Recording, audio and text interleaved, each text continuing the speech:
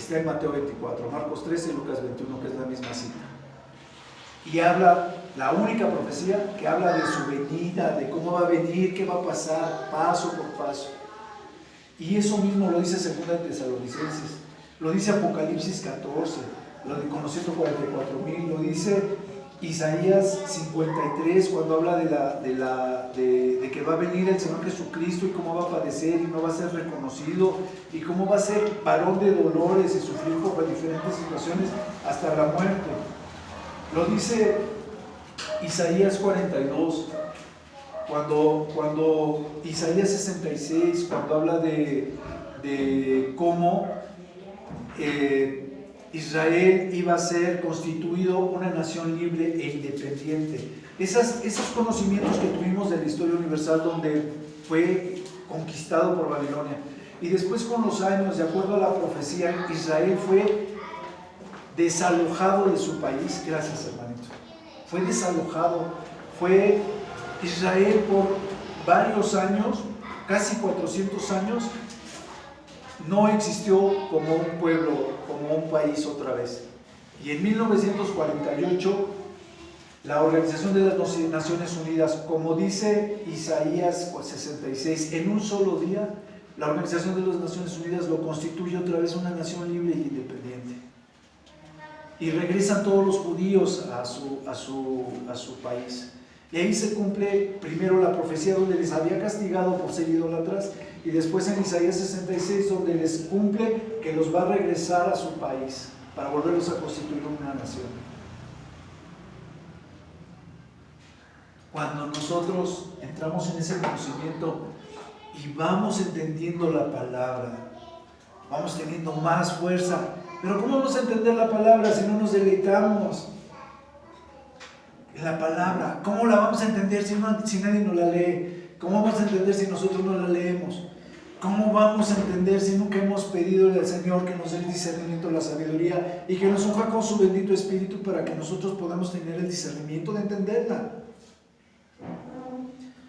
Y eso es lo que les estoy platicando ahorita, hermanitos. Todo está relacionado. Hay que saber qué hacer. Hay que saber qué pedirle a Dios. En Daniel, en el capítulo 9, cuando habla de las 70 semanas de Daniel, son 70 semanas de 7 años cada semana. Y la última semana habla de la venida del Señor Jesucristo, y ya lo hemos visto, se los di aquí en otra predicación, donde les dije a detalle cómo va a venir el Señor Jesucristo y en qué fechas. No viene la fecha exacta, porque el mismo Señor Jesucristo, dice que no lo puede decir, porque no lo sabe, ni los ángeles. Pero sí viene una fecha aproximada. Una vez que sepamos que se edifica el tercer templo de Israel, estamos a 7 años de la venida del Señor Jesucristo.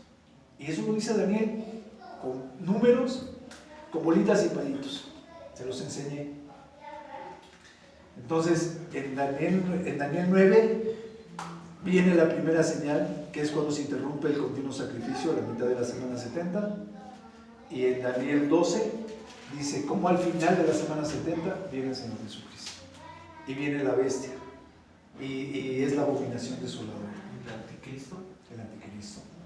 Que en 2 de Tesalonicenses 2 dice que no va a venir el Señor Jesucristo sin que antes se presente la bestia. Y entonces, toda la Biblia está relacionada. Las profecías son muy difíciles. Es imposible prácticamente entenderlo todo.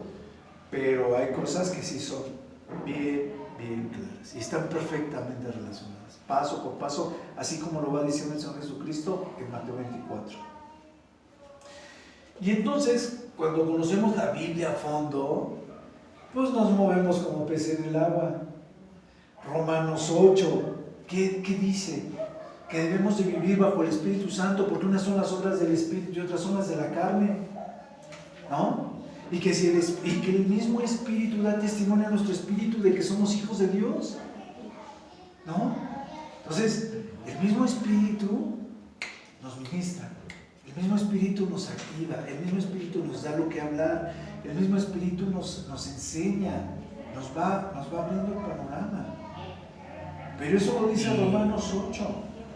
Sí, manito. Y clama por nosotros, o sea, con gemidos indecibles. Clama por nosotros con gemidos indecibles. El mismo Romanos 5, ¿no? Romanos 6, que habla de que somos justificados, mientras que Romanos 5 dice que el pecado entró por Adán y que la salvación viene por Jesucristo. En Romanos 6 viene la salvación, que somos donde estamos siendo justificados. Y entonces, ¿por qué estoy saltando de capítulos en capítulos y de libros en libros? Porque si ustedes se fijan, todo esto que les estoy platicando, mucho de esto lo desconocen, pero mucho de esto lo conocen. Entonces, cuando tú vas a evangelizar a una persona, lo evangelizas con una facilidad increíble.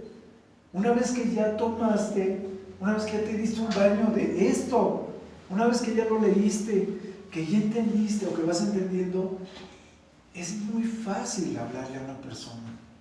No importa si esta persona es atea por ignorante, porque como lo vuelvo a decir, si Cristo no hubiese existido, ¿ustedes sabían que Napoleón Bonaparte tenía la mano metida porque padecía un mal gástrico? Lo dicen los historiadores. Por eso siempre aparecen las fotografías con la mano metida en el chaleco. Sí son llaman chalecos, ¿verdad? Sí. Eso sí me falla lo básico. Entonces, la mano en el chaleco. ¿Ustedes sabían que Einstein dejó a su primera esposa por casarse con su prima? Lo dicen los historiadores. Bueno, si esos detalles tan bobos de los famosos, la gente lo sabe, yo se los he dicho en otras predicaciones. ¿Ustedes creen que si Cristo hubiese sido homosexual, como a veces lo decían, de que Juan era realmente, era su amado porque eran homosexuales? O que Juan no era un hombre sino una mujer, como se dice en la de esta de Leonardo da Vinci, o sea, en las películas estas del Código da Vinci, algo así. Entonces, ese tipo de detalles, si Cristo hubiese pecado, si Cristo hubiese tenido novias, si Cristo hubiese hecho cualquier cosa, ¿ustedes creen que no lo sabríamos? ¿Ustedes creen que no lo sabría la gente? Hitler era de descendencia judía y vean el genocidio que hizo. Entonces, si algo la gente famosa tiene, y más si lo vas a seguir por ser el Mesías y ser parte de una resurrección, como dice en 1 Corintios 15, Pablo dice, si Cristo no hubiese resucitado, nosotros seríamos los más dignos de conmiseración, seríamos los más dignos de lástima, porque dejar familia, padecer el circo romano, estar de ciudad en ciudad durante 3 años haciendo ministerio y creando iglesias y demás, por una falsa doctrina, ¿lo haríamos? Sin dinero, padeciendo el estatus político que tenía Pablo, o padeciendo necesidades y hambres. Pablo, cuando el Señor lo llama, lo deja ciego y luego padece de ceguera. Cuando él dice que él tiene un aguijón, no se refería a la ceguera, no se refería a eso, porque lo dice Pablo claramente. Manda el Señor, cada vez que él se envanecía, mandaba a un espíritu maligno a que lo bofeteara. Yo no sé por qué a veces distorsionan lo que dice la Biblia, la gente. Si está en blanco y negro, ¿no? Entonces, y se lo digo porque se lo he oído a 2 o 3 predicadores, que a veces yo creo que se copian las predicaciones y no leen. Pero hermanos, deleitarnos en la Biblia es lo que dice Josué 1:8, ¿no? Que dice, nunca se apartará de tu boca este libro de la ley, sino que de día y noche meditarás en él, para que guardes y hagas conforme a todo lo que en él está escrito, porque entonces harás prosperar tu camino y todo te saldrá bien. ¿Sí o no? Y lo mismo dice el Salmo 1, pero no se los voy a decir. Entonces, eso lo van a ver después. Porque me desvío, empiezo a sacar más versículos de los que tengo anotados. Entonces me quedé en Daniel 9 y 12. Fíjense. En Romanos 8, luego 5 y 6, justificados, y luego dice, y muertos por ende, muertos al pecado. Y después, ¿qué dice Romanos 3? Que como no éramos dignos de la gracia de Dios, el Señor, no siendo dignos, nos hace dignos. Nos da esa gracia de poder conocer de Cristo. y poder crecer, ¿no? Y después, y habla de la incredulidad, de que la gente a veces no cree. Y vamos a Romanos 1. Quiero enseñarles algo de Romanos 1. Vamos a Romanos 1.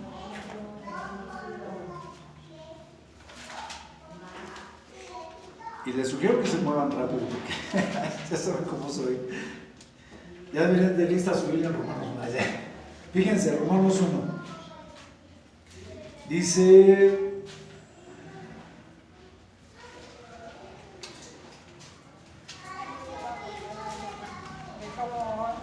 Fíjense, dicen a partir del versículo 18. Dice, porque la ira de Dios se revela desde el cielo contra toda impiedad e injusticia de los hombres que detienen con injusticia la verdad, porque de lo que Dios se conoce les es manifiesto, pues Dios se lo manifestó, porque las cosas invisibles de Él, su eterno poder y deidad, se hacen claramente visibles desde la creación del mundo, siendo entendidas por medio de las cosas hechas, de modo que no tienen excusa. Pues habiendo conocido a Dios, no le glorificaron como a Dios, ni dieron gracias, sino que se envanecieron en sus razonamientos y en su necio corazón, fue tan entenebrecido. Dice, profesando ser sabios, se hicieron necios. Y cambiaron la gloria de Dios incorruptible en semejanza de imagen de hombre corruptible, de aves, de cuadrúpedos y de reptiles, por lo cual también Dios los entregó a la inmundicia en las concupiscencias, esto quiere decir en los malos pensamientos de sus corazones, de modo que deshonraron entre sí sus propios cuerpos, ya que cambiaron la verdad de Dios por la mentira, honrando y dando culto a las criaturas antes que al Creador, el cual es bendito por los siglos. Amén. Y sigue con el castigo que les da a ellos. Pero lo que les estoy diciendo es que el mismo Romanos 1 dice que Dios fue creador de todo, y que eso lo vemos cuando vemos las estrellas, cuando vemos el universo ahora con el Hubble y demás, el telescopio del universo y el nuevo que sacaron. Entonces, ¿ustedes sabían que la Biblia dice que las estrellas fueron creadas para que nosotros nos deleitáramos? La Biblia lo dice. Para eso las creó el Señor, para deleite nuestro. Y es un testimonio también, dice la Biblia, de su poder, de su deidad, de su grandeza. Entonces, ¿por qué los entregó a maldad? Porque no reconocían a Dios, a pesar de que lo están viendo que las cosas fueron creadas de la nada. Por eso les digo que a veces la ciencia también valida esto. Yo he tenido 2, 3 maestros de física que reconocen, y militares y maestros militares que reconocían que hay un momento en la ciencia en que no te queda otra más que aceptar que Dios existe, porque no hay una explicación lógica a la creación del universo. Entonces, 1 Corintios 15 es el que ya les había comentado, es súper importante. Ya les comenté los puntos importantes de 1 Corintios 15. Cuando nosotros conocemos todos esos versículos, nos es más fácil platicar con la gente y decirles que tenemos un Dios real. Cuando hablamos de salvación, en 1 Corintios 13, ustedes sabían que muchas veces decimos que si la salvación se pierde o que si no se pierde, y es una discusión a veces entre las iglesias, porque la mitad de los versículos te dicen que sí se pierde y la otra mitad te dice que no se pierde la salvación. Y en 1 Corintios 13 está sobre el amor, pero en 1 Corintios 5 habla sobre un cuate que andaba teniendo relaciones con la mamá con su madrastra, con la esposa de su papá. Y Pablo dice, yo ya oré, primero les reclama a los corintios porque ellos se ufanaban y decían, ya viste que fulano anda con su madrastra, que qué sabe qué. Les dice, pues, ¿en qué están pensando? ¿Dónde quedaron las enseñanzas? Y les dice, ustedes deberían de reprenderlo y orar por la salvación de él, dice, y por su arrepentimiento. Y dice, y yo ya oré para que Satanás se lo lleve de tal manera que su alma se salve. Su espíritu, de manera que su espíritu se salve. Entonces, si el grado era ya tan grande de pecado, y este cuate realmente era salvo, nosotros pensamos, ¿cómo es posible que exista eso? ¿No? Y de que todavía pudiera ser salvo. Y hay otros versículos que dicen que nuestras obras van a pasar por fuego y que aunque fueran reprobadas, nosotros seríamos aprobados. Tal vez por el juicio, porque tenemos tenemos abogado para con nuestro Cristo.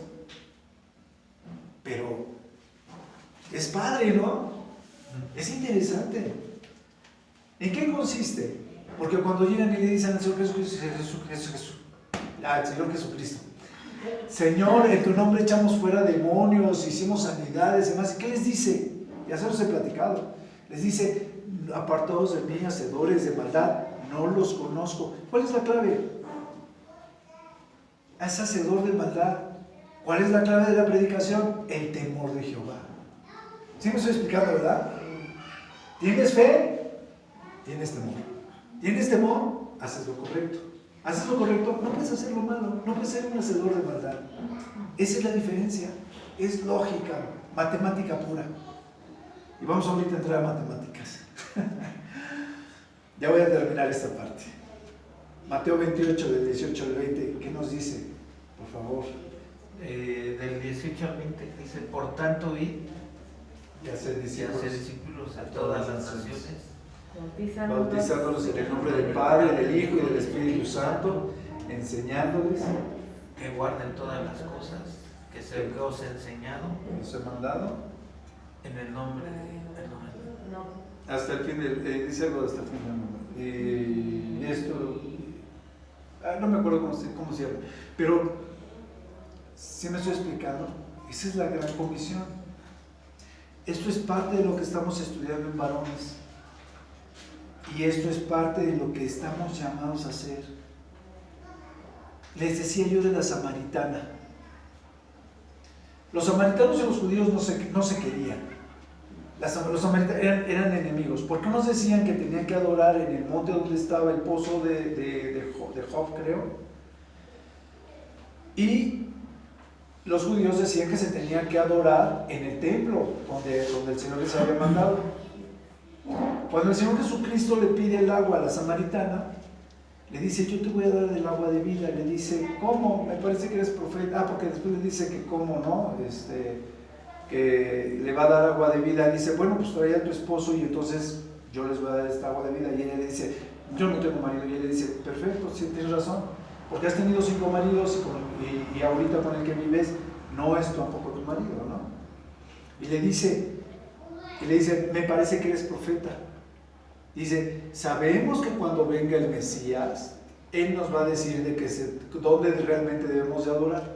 ¿Y qué le dice el Señor Jesucristo? Le dice, pues con el que estás hablando, Él es. Les decía yo en las clases de que les doy los martes, que por Facebook, que esto habla de que tanto los judíos sabían de que te iba a venir el Mesías, y a pesar de que había llegado el Mesías no lo pudieron reconocer. Y habla de que también los samaritanos, a pesar de que no eran judíos, también sabían que venía el Mesías y que era una promesa de vida. Entonces, cuando el Señor Jesucristo le dice, yo soy con el que estás hablando, el Mesías, y entonces le dice algo, le dice, ustedes hablan de lo que no saben, dice. Ustedes adoran de lo que no saben, algo así le dice. Dice, y nosotros adoramos de lo que sabemos, dice, porque la salvación viene por los judíos. Ya estaba profetizado, era la comisión de los judíos.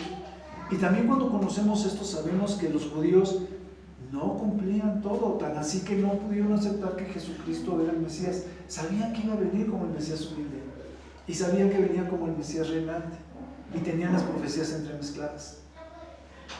Y ellos esperaban la liberación de los romanos. Posiblemente muchos dicen que por eso no aceptaban esa liberación. Pero ese es el punto, ¿no? El caso es que la historia, la geografía, la ciencia, por donde quiera que nosotros lo veamos, tenemos la certeza de que Dios es real. Tenemos la certeza de que Cristo fue real. Tenemos el testimonio de los apóstoles de que Cristo resucitó y de que ahorita está a la diestra de nuestro Dios.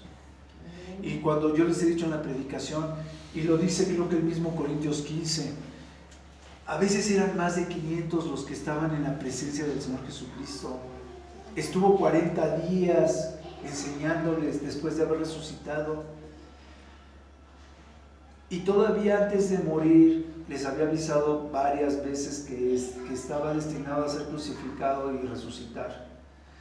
Y todavía antes, no sé si en Lucas 21, en Lucas, dice que cuando él resucita, dos están platicando con él, camino a Maús, no recuerdo. Y el caso es que de estos dos apóstoles le dicen, y ya es el tercer día y no ha resucitado, ¿no? Y ya es el tercer día. ¿Por qué? Porque si él moría, ellos esperaban con la combinación de las profecías, pues que viniera ya en el cielo con sus ángeles. Sí. Y ellos decían, no, pues es que no se hizo, no era el Mesías. Dicen después, pero fueron unas mujeres a la tumba y no lo encontraron, y encontraron unos ángeles. O sea, tú dices, pues qué onda, ¿no? O sea, se pierden. Y el Señor Jesucristo entonces en el camino les empieza a hablar de cómo tenían que cumplirse las profecías hasta ese momento. Y entonces ya lo entienden. Y entonces viene el gozo y regresan y le dicen a los demás apóstoles. ¿Sí me estoy explicando? O sea, la salvación venía por los judíos, hasta la fecha vino por los judíos, por eso es el pueblo escogido. Y por eso el pueblo, dice el Señor, al que te bendijere lo bendeciré y al que te maldijere lo maldeciré. Porque el pueblo es el pueblo escogido. Y dice que nosotros somos los injertos. Ahora, ¿ya me entendieron, verdad? Bueno, estamos viendo en varones que estamos llamados, lo que dice Mateo 28, estamos llamados a evangelizar y estamos llamados a ser discípulos. Y los que tienen que ser discípulos, y los que están llamados a evangelizar, y los que están llamados a ser, no son los apóstoles, era la iglesia. El trabajo es para la iglesia. Si nosotros... ya se empieza a ver, ahorita que termine. Fíjense, le voy a hacer un tanto para ver si da un poquito más de... Pues sí, también. Ahí va, pero ahí va. Fíjense, aquí lo que nos dice esto de $1 al mes es el segundo tema, que va acá donde están los signos de pesos. Pero si uno de nosotros tiene 2 discípulos y estos 2 discípulos obviamente tienen sus 2 discípulos y estos 4 discípulos tienen después cada uno sus 2 discípulos, es como si todos estuvieran multiplicando por 2. A esto se les llama una ley de exponenciales en las matemáticas. Bájate el rorro hasta a la segunda parte, por favor. Aquí llevo el nivel 16. Fíjense, empezaron con 2 y va aumentando, y cuando llega uno al nivel 34, ya lleva uno 8.589 millones. Nivel 34. Cuando uno llega al nivel 33, son 4.294 millones. Nosotros estamos a la mitad. La población mundial está en 7.500 millones aproximadamente. ¿Qué quiere decir? Que si nosotros repetimos y aseguramos que nuestros discípulos hagan el mismo trabajo 34 veces, 33 veces, alcanzaríamos a cubrir la población mundial. ¡Qué fácil!, ¿no? ¿No?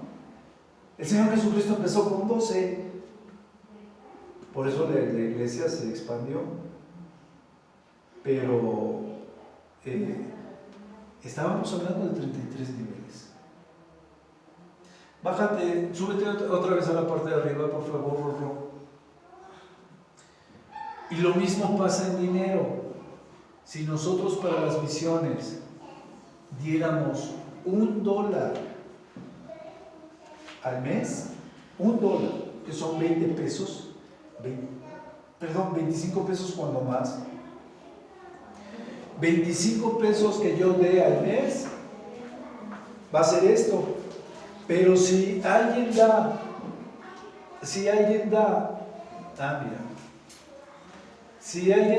$1, pero si alguien da, si cada discípulo da su dólar, perdón, si yo doy mi dólar y cada discípulo da el dólar, obviamente con $1 que diera cada quien, mensualmente tendríamos la misma cantidad de gente que se alcanza. ¿Te vas otra vez hasta abajo, por favor, ¿no? ¿Qué quiere decir esto? Que parece fantasía, pero en el nivel 33, mensualmente tendríamos 4.294 millones de dólares para las misiones. Ya apágalo, bonito. Gracias. Quiero invitarles a que maduremos. Debemos de madurar estas ideas. Debemos de pedirle a Dios que nos haga inteligentes, que nos haga audaces, que nos haga conscientes de la necesidad de la gente. Claro que no vamos a discipular gente que ya estaba, no podemos discipular gente que ya está discipulando, que ya tiene el conocimiento. Aquí se trata de alcanzar a aquellos que no conocen, se trata de alcanzar a aquellos que se dicen ateos. Y una vez que los alcances y los logres discipular, esta iglesia debería estar destinada a crecer en la siguiente semana para no caber. No en la siguiente semana, me refiero en 2, 3 semanas, un mes, porque vas a empezar a discipular a alguien. Y esa persona va a empezar a discipular a alguien más, y esa persona va a buscar a quien discipular. Y eso es lo que hace. Efecto dominó. Es un efecto dominó. Es una exponencial. Entonces, 32 veces. Si a la persona que yo llego a discipular llega a entender esta mecánica y él se compromete a que la gente que él discipule entienda esta mecánica, en 32 veces que se repita la mecánica, llegan a cubrirse toda la población mundial. Y se sustentarían todas las misiones del mundo. Sí. Con $1 nada más. Aunque fueran pesos, ¿verdad?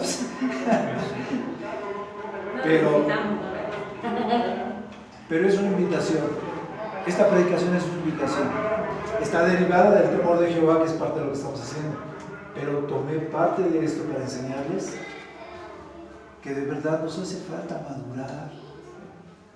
De verdad nos hace falta madurar.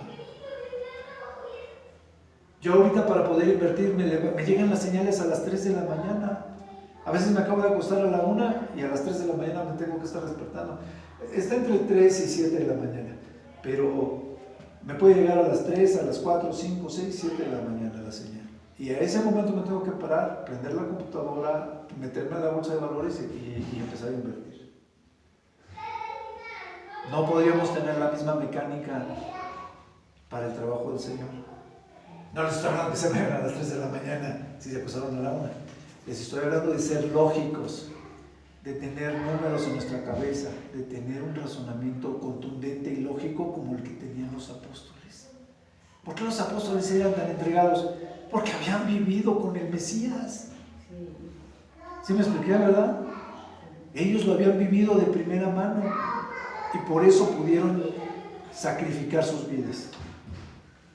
Nosotros estamos en la misma condición, más preparados, más completos, inspirados por el Espíritu Santo, pero también podemos ser más conscientes y más proactivos para alcanzar a que la gente sea salva.